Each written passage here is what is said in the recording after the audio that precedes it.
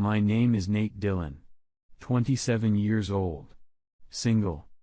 Dates sporadically due to work commitments. Shy, ladies in the cafeteria flirt, but I'm not ready to mix work and pleasure. In the past week, 4 or 5 have asked me out. Unfortunately, due to my busy work schedule, I had to turn them down. I have no idea what has changed to make me so popular, but I'm not complaining. I stayed late at work again. My cell phone buzzed with an incoming message. I need to talk to you as soon as possible. Wrong number, I guess, since that number is not in my contacts. Who is it? I haven't seen you. Call me. I dialed the number. A woman answered. It's Nate Dillon. You asked me to call. Nate, my name is Karina. I'd really like to sit down and talk. What's your schedule today? Karina, why do I have to meet a stranger late at night? It's very important, and I don't want to talk about it over the phone. We can meet somewhere brightly lit, like Mickey D's. I have to work for another hour. We agreed on a place and time to meet. In my miserable love life, I was always expecting something unexpected and strange. As I walked in, I realized I hadn't asked how to identify her. No one had a gun or knife. 2 of the ladies had children. There was a very old woman who I immediately dismissed from consideration. I sat down in a booth in the corner based solely on her confident gait. The woman who had just entered became my prime suspect. She took a quick look around the crowd and headed straight for me. She walked briskly holding a cell phone in her right hand while her left swung back and forth with each step. Her purse hung from her shoulder. Nate? Who are you? You look a lot like Nate. You're Nate, aren't you? I'm so sorry. I wish I was. That brought a smile to her face. She looked confused as she looked around at the customers again. Just kidding. You must be Karina. Nice. I should, yes. You should. Have a seat. Karina took a large envelope out of her purse and placed it on the table. I'm sorry, but your wife is having an affair with my husband. No way. That's just not possible. Handing me the envelope.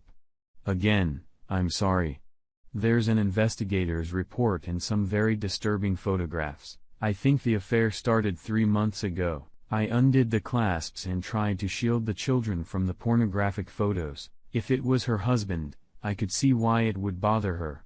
There were about a dozen pictures. What the hell? I'll play along. Thanks for bringing this to my attention. I'm shocked. What are you gonna do? I wish I could kill them, but that's not gonna happen. My sister thinks I should get revenge and show him the pictures. What are you gonna do? That was a good question. I've never been married. I've never even been engaged. At what point should I bring this to Karina's attention? I can't imagine spending another night in her bed. What is revenge? I knew exactly what it was, but I didn't wanna unzip my flight just yet. Whispering so those closest to us couldn't overhear. It's when you have sex outside of marriage to even the score. I clamped my hand over my mouth and raised my eyebrows. And did you do that? No, I think we can do that. Should I put on a show? Let me look at the report again. I hummed and hard as I looked at the chump's report. There it was. My name and phone number. The addresses, home and work turned out to be wrong. I need to send this due to Christmas card. Shaking my head negatively, looking at the pictures as if in disgust, I said, when and where? Tonight at your place. It's too dangerous. I have another place we can use. Follow me. I drove up to my house and parked on the street. Opening the garage door, I gestured for Karina to pull inside. No one needs to see you. Let me close the garage door when you come in. We made our way into the kitchen. Karina seemed nervous. Something to drink? White wine, if you have it. I handed Karina a choice of 2 different bottles. Then I filled a gracefully tapering glass of champagne. She took off her coat and shoes. Dressed in a very loose logo shirt and somewhat tight jeans, she was actually quite pretty. Pulling the ponytail tie down around her wrist, she began to shake and whip her hair, making it cascade downward. It was a beautiful woman. She looked to be about my age. She drank in a gulp and announced, "I'm ready. Let's do this." Grabbing my hand, she strode down the hall. Instead of the bedroom, we ended up in the guest room. It didn't matter to me. I started to unzip, but fell behind in the stripping contest. What fun this would be. With a twinkle in my eye, "Look at you. Oh my God, I'm really going to enjoy this. You're huge compared to Neil. I guess Neil's her husband." At that moment, I didn't care.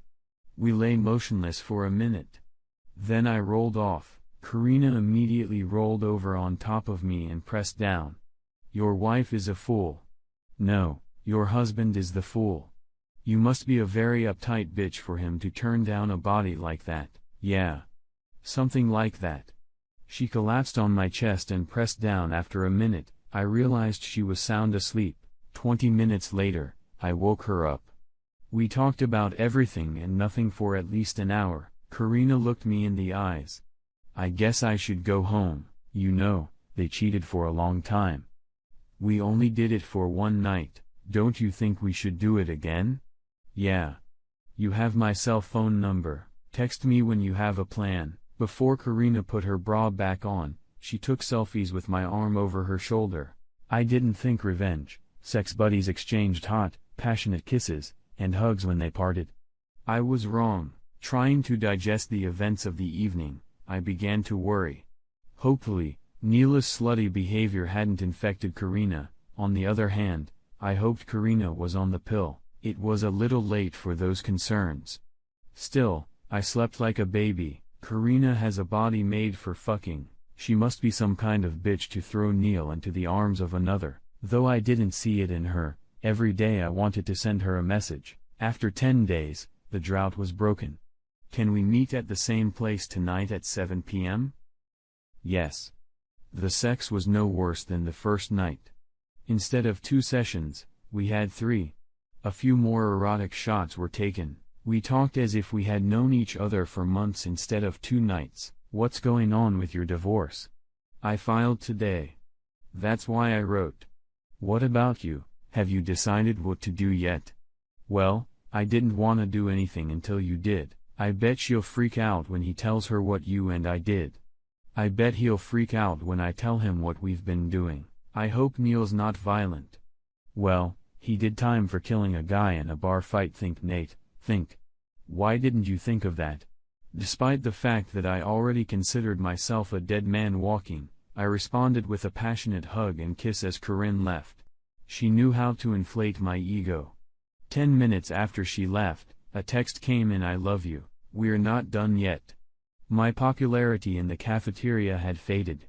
I had yet to figure out women. Worse, I was developing feelings for Karina.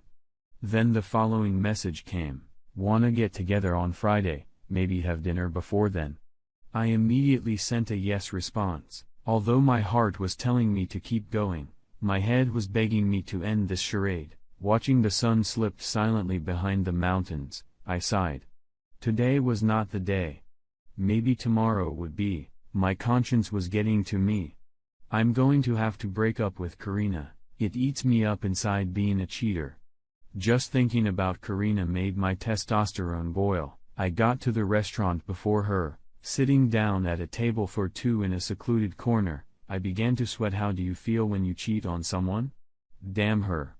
God, she looks so damn good tonight. Her blouse was unbuttoned to show off her assets. They're not huge, but they stand tall and perky. I greeted her with a hug and a peck on the cheek. What? No kiss? Karina, please sit down. I have a confession to make. The smile Karina came in with became flat. What's going on, Nate? I took both of Karina's hands in mine and looked into her eyes. I can't do this anymore. I'm a fraud. I'm not married. And I've never even been engaged. The opportunity to have sex with you has forced me to abandon my morals. I'm sorry for the trouble in your marriage, but I shouldn't have been involved. Please forgive me, but I can't keep doing this. Tears came to Karina's eyes. She pulled her hands away from me and reached for her purse. I thought she was going to run away. Instead, she pulled out a small envelope about the size of a greeting card. Tears were now streaming down her cheek. I felt like a real ass. Please read this. I'm sorry too. Now it was my turn to be embarrassed. I pulled a handwritten note out of the envelope. Nate, if you're reading this, it means you got me or I can't do this anymore. I know you're not married. I've always known that. Like you, I've never been married, although I was engaged until last fall. Some ladies from HR and accounting decided to make a bet to see who could seduce you. You're always so shy. You don't even make eye contact with us. After showing a topless picture of us together that I took that first night, I won the pool. The more I thought about you, the more I wanted to meet you again. I should have come clean then, but I didn't. I do love you, and I hope you can forgive me. Maybe someday we can try to have a traditional relationship. Please don't hate me. Karina. Talk about mixed feelings. Karina bit her lower lip and the tears kept dripping. I put the letter on the table and took Karina's hands again. Aren't we a couple? A relationship is supposed to be based on trust, but ours starts with deception. How do we work this out? Karina's eyes widened. Can we be honest and truthful now? I'll tell you what. Let's decide this tonight. Sunday is Valentine's Day. Are you free for dinner? I'd like that. Pick me up at 6 o'clock. Sounds like a plan. Epilogue. Valentine's Day went well. We ate, drank, but mostly talked. Karina is 3 years younger than me. She was engaged for 2 years before he finally chickened out. She suspects he's found another woman, but she has no proof. There is more than a little resentment that I will have to overcome. Karina explained how she copied the porn photos from the internet and posted the investigators' reports from the Detective Stories website. So now that you seduced me, what are your plans? Am I the laughingstock of your entourage? Not at all. A lot of ladies envy me. I more than hinted that we were intimate, but I didn't give them any details. You're in human resources. Are we breaking any company rules? No. The company doesn't want any liability. Anyone can date anyone. If performance suffers, someone could end up on the street, so don't relax at work dreaming about me. It's too late. That's why I'm putting in extra hours. I think I'm screwed with this answer. Her eyes gave her away. As much as I wanted to take Karina home and ravage her body, we both knew that a long-term relationship should be built on more than just lust. After a month, we gave in. It was the most passionate weekend of my life. I kissed, licked, and sucked every erogenous zone my research had uncovered. Karina's first orgasm was spectacular. I was proud of myself. Karina plans to move in as soon as possible. We set a tentative date for next Valentine's Day to get married. Karina's hidden bitchy side is her jealousy. I'm on a very short leash. Karina is the only child in the family, and I keep teasing her about lusting after her sister. Even this childish innuendo turns her on. I know Karina got these porn movies from the internet. I took a chance that maybe she would be open to trying these positions. I got lucky, if you know what I mean. To make sure I understood, Karina informed me that she would not retaliate if I ever got lost. She would just kill my cheating ass. I believed it.